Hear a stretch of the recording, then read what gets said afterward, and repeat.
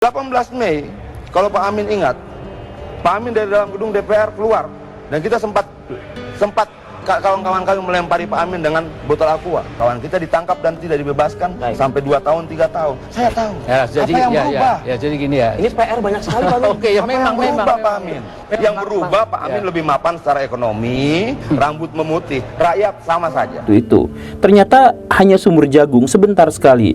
Dia dengan Sri Bintang Pamungkas musuhan, kemudian dengan Gus Dur dikutuk, dengan Ibu Megawati juga dijauhin, dan akhirnya beliau tuh gagal gitu dalam upaya membangun zaman baru setelah zaman lamanya dihancurkan. Jadi ini beda sama Batosai gitu. Gitu. Bahkan yang dikutuk sama Gus Dur itu preman-preman itu akan jadi gelandangan politik seumur hidupnya gitu. Nah, preman-preman yang dimaksud itu kan diantaranya adalah Pak Amin Rais. Bismillahirrahmanirrahim. Assalamualaikum warahmatullahi wabarakatuh. Sobat-sobat ngabarin kabar terkabar, semoga selalu dalam keadaan sehat walafiat, serta diberikan rezeki yang halal, berkah, lancar, dan banyak. Kali ini kami akan memberikan video lama ketika Adiana Pitupulu bersama Amin Rais berdialog tentang kemajuan reformasi yang diperjuangkannya bersama masyarakat, dan juga video dari Guru Gembul yang bicara tentang sosok dari Amin Rais yang dikutuk oleh Kiai Gus Dur. Bagaimana videonya? Mari kita simak bersama. Let's go. Ya, saya pikir semua nggak bisa lepas ya. Situasi hari ini tidak bisa lepas dari kemarin dan seterusnya, kan seperti itu. Kalau gitu, saya nyambut yang dibilang Bung tadi soal gagal nggak sih? Saya bilang gagal. Reformasi gagal. Bahwa kemudian ada efek samping yang baik, ya boleh-boleh saja. Yang berhasil tadi kata Pak Amin. Ya, saya bilang itu efek samping, ya. Tapi bukan tujuan dari reformasi itu. Nah, sekarang kenapa dia gagal? Pertama, mungkin Pak Amin harus menjelaskan kenapa Pak Amin mendukung Soeharto tanggal 24 Maret di Wonogiri. Pak Amin meminta seluruh warga Muhammadiyah memilih Soeharto, mengikuti pemilu, mensukseskan pemilu, dan sebagainya. Akibat dari pernyataan para tokoh itu, saya saat itu Sekretaris Eksekutif LBH Jakarta, Nusantara Jakarta. Selesai saat itu, semua kawan-kawan kita habis ditangkapi dan diculiki. Saya lari. Nah, kemudian Mei, lalu kemudian dia masuk pada pemilihan legislatif, lalu kemudian dia masuk pada gerak 11 Mei. Jadi begini, Di tahun 97, kita bicara dari 97 sampai 98. 24 Maret itu Pak Amin pidato di Wonogiri, dia mendukung Soeharto, dia menyatakan agar seluruh warga Muhammadiyah mensukseskan pemilu, komposisinya sekian. nanti kita dengar penjelasan dari Pak Amin. Ya, sebentar dulu. Itu pertama. Nah, ini tidak putus, Bos. Setelah pidato-pidato itu terjadi represivitas yang sangat besar terhadap kawan-kawan. Soeharto merasa sangat full power saat itu. Lalu kita masuk pada proses berikutnya, pemilihan MPR DPR di tahun 97, pemilu 97. Semua ikut pemilu. Semua yang mengatakan dirinya pro perubahan, semuanya ikut pemilu saat itu. Saat itu saya dan kawan-kawan tidak tahu. Kita seperti orang kesepian, nggak punya teman. Kita yang menolak pemilu dibilang komunis, dibilang anti demokrasi dan sebagainya. Tetapi situasi sikap elit politik itu berubah dari tanggal 11 Maret sampai tanggal 21 Mei. Jadi kalau banyak orang menulis sejarah katanya ada dukungan luar biasa dari elit politik di tahun 97 sampai 98, saya katakan di mana dukungan itu? Kenapa? Karena semua setuju pemilu. Dan ketika pelantikan Soeharto tanggal 11 Maret 98, semua ikut dalam pelantikan itu. Jadi reformasi itu tidak ada dukungan elit politik gitu. Dukungan itu baru mengalir pasca 11 Maret 98 sampai 21 Mei. Jadi kita cuma didukung dalam waktu tidak lebih dari 70 hari. Kenapa kemudian dukungan itu berubah? Gerakan semakin menguat. Saya saat itu hadir di lapangan. Saya mengumpulkan kawan-kawan. Saya bertemu dan rapat setiap hari. Ketika Soeharto terpilih lagi jadi presiden, selesai pemilu, MPR DPR dilantik, itu sekitar bulan Agustus, kita panik. Kalau mereka berkuasa, kita mati. Ketika Soeharto dilantik tanggal 11 Maret, kita lebih panik lagi. Karena Soeharto pernah membantai paling kecil 500.000 orang di tahun 1965. Apa artinya kita cuma 500 orang mahasiswa? Dia sanggup melakukan kekejaman seperti itu, dia bisa lakukan itu hal yang sama pada kita. Nah, kemudian perjalanan berjalan, Bos. 18 Mei, kalau Pak Amin ingat, Pak Amin dari dalam gedung DPR keluar, dan kita sempat kawan-kawan kami melempari Pak Amin dengan botol aqua. Kenapa? Tidak ada komunikasi saat itu. Yang elit jalan sendiri dan pernyataan-pernyataannya menggunakan gerakan kawan-kawan mahasiswa ada komunikasi sama sekali. Ketika kemudian orang berkata berikutnya bahwa ada uang sekian besar mengalir untuk mahasiswa 98, saya bilang siapa yang dapat uang itu? Tidak Dan ada. kemana? Tidak ada. 18 Mei 98 kami masih minum 1 gelas aqua dibagi 2. Nah berikutnya kemudian saya berbicara dengan kawan-kawan yang sudah jadi situasinya begini. Ada 60 FKSM jadi dalam DPR MPR dan ada 4.000 forum kota di luar. Ini tidak terkoordinasi. Pak Amin bersama dengan Hari Sabarno dan lain-lain di dalam gedung DPR. Lalu kita masuk dan kita pasang spanduk turunkan Soeharto bubarkan DPR MPR dan kita ditorong sampai tiarap di lapangan. Nah saat itu Pak Amin keluar dan kita tidak tahu ini siapa orang ini? Kok tiba-tiba mau bicara? Terjadi sempat adu debat dan sebagainya. Lalu saya bicara dengan kawan-kawan di DPR dan saya bilang bagaimana kita bagi ruangannya? Kalau kalian di DPR, kami di istana. Karena saat itu cuma 2 gerakan besarnya. Forum Komunikasi Senat Mahasiswa Jakarta dan Forum Kota. Keputusannya saat itu dalam pembicaraan kita, Senat Mahasiswa Jakarta bertahan di DPR. Kalau begitu kita ke istana. Itu momentum pertama harusnya kita tuntaskan reformasi. Baik. Tapi sore harinya Pak Amin bicara, dia akan ke istana tanggal 20. Akibatnya apa? Seluruh istana sejak dari sini sudah dibarikade oleh kawat duri dan sekian banyak pasukan. Baik. Itu tahap kedua yang kita lewati. Tahap ketiganya adalah deklarasi Ciganjur. 2 jam setelah deklarasi Ciganjur ditandatangani, kami ditembaki di Manggalawana Bakti. 2 hari kemudian 9 mati di Semanggi. Kenapa? Salah satu isi dari deklarasi Ciganjur adalah memberikan kesempatan pada TNI Polri untuk tetap berpolitik sampai beberapa tahun ke depan. Itu darah, Baik. itu nyawa. Baik. Berikutnya, jangan cuma bicara tentang mahasiswa. Kita kasih mati. kesempatan dulu Bang Adi. Sebentar. Ada ratusan bos, ada ratusan perempuan mati diperkosa dan tidak ada yang terselesaikan sampai sekarang. Bang Adrian, Baik. kita harus Bukan jeda dulu. bergerak ke depan, kita tidak akan pernah bisa melangkah ke depan kalau kita menutup diri dan berbohong tentang masa lalu kita.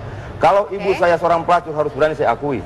Kalau bapak saya seorang garong harus berani saya akui. Intinya Bang Pengakuan- Adrian sebentar ingin dulu. ada seseorang yang mengakui Tidak, kesalahan bos. pada saat itu. Ada 500.000 jiwa mati tahun 65 dan tidak pernah terungkap. Ya. Ada ratusan orang muslim dibantai Tanjung Priuk tahun 84 dan tidak pernah diungkap. Oke. Dibantai di Lampung tidak pernah diungkap dan sebagainya. Ada ratusan perempuan Tionghoa 14 Mei diperkosa di banyak gedung Ya, dan tidak sudah pernah dikatakan diungkap. 2 kali. Bukan.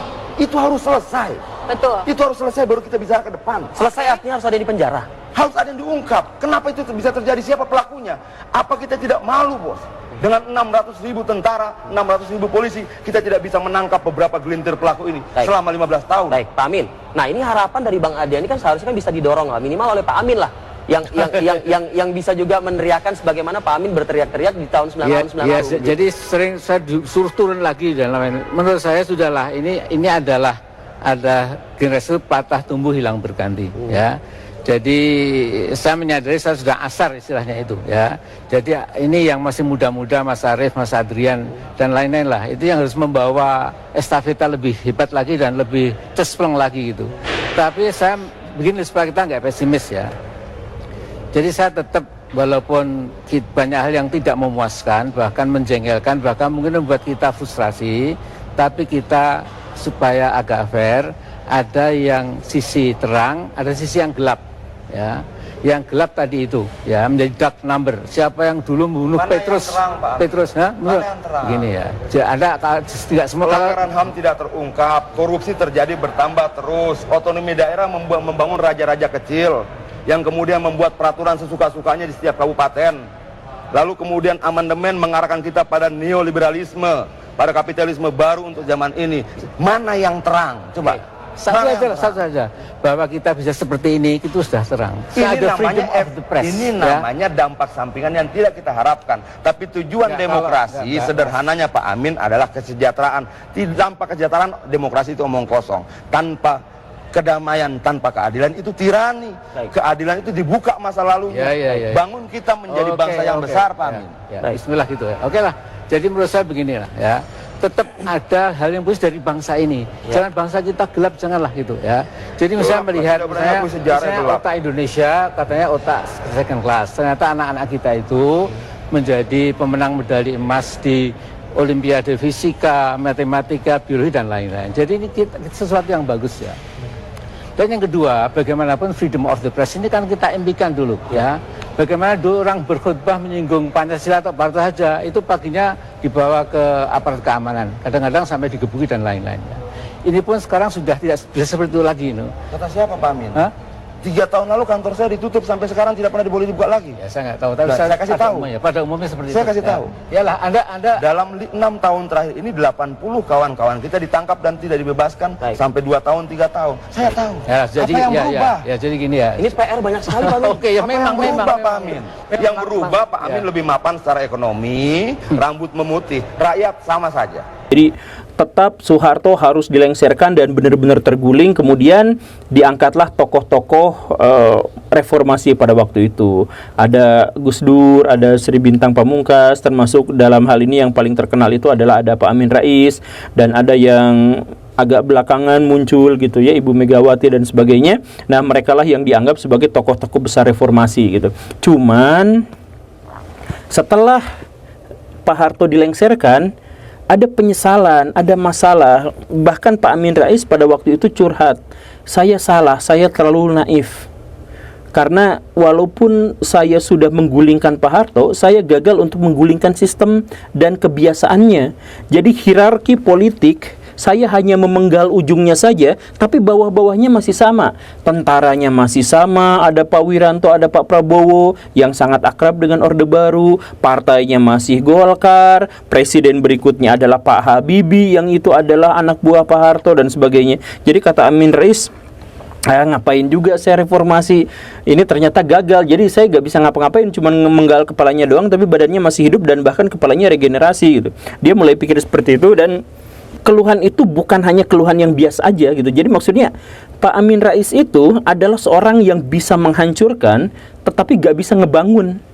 Jadi bisa menghancurkan Orde Baru yang bertahan lama sekali di Indonesia itu bisa, tapi pas dia ngebangun, dia gagal. Dia ngebangun koalisi dengan orang-orang besar pada waktu itu. Ternyata hanya sumur jagung, sebentar sekali. Dia dengan Sri Bintang Pamungkas musuhan. Kemudian dengan Gus Dur dikutuk. Dengan Ibu Megawati juga dijauhin. Dan akhirnya beliau tuh gagal gitu dalam upaya membangun zaman baru setelah zaman lamanya dihancurkan. Jadi ini beda sama Batosai gitu. Kalau Batosai kan saya ingin membangun zaman baru, bukan menghancurkan zaman lama gitu ya. Nah kalau Pak Amin Rais kebalik, saya berhasil menghancurkan zaman lama tapi nggak bisa ngebangun yang baru gitu. Jadi reformasi itu gagal. Bahkan ketika beliau mendirikan PAN, Partai Amanat Nasional, itu partai itu tuh hanya ada di posisi kelima dengan perolehan suara sekitar 7 jutaan. Jadi sedikit sekali. Kalau misalkan backgroundnya Pak Amin Rais itu adalah Muhammadiyah, kan seharusnya ada 28 juta orang yang nyoblos gitu. Tapi ini kan enggak gitu. Kenapa seperti itu? Ya beliau ternyata memang gagal untuk membangun sebuah koalisi besar gitu. Gagal untuk bisa memanage kekuasaan yang sudah ada di depan mata untuk dikuasainya, dimilikinya gitu. Jadi bikin PAN, nyedot sama orang-orang fakir miskin untuk milih dia, gagal karena kalah sama PDIP yang jualan partai wong cilik.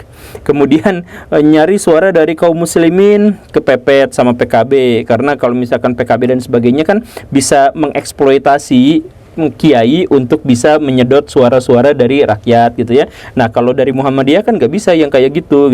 Kemudian dari kalangan non muslim udah jelas nggak akan milih Amin Rais gitu ya. Jadi sebenarnya Amin Rais pada waktu itu gagal juga, dan ya akhirnya pada akhir-akhir masa itu Amin Rais justru malah menjadi musuh bersama yang digunjingkan banyak tokoh-tokoh nasional pada waktu itu gitu.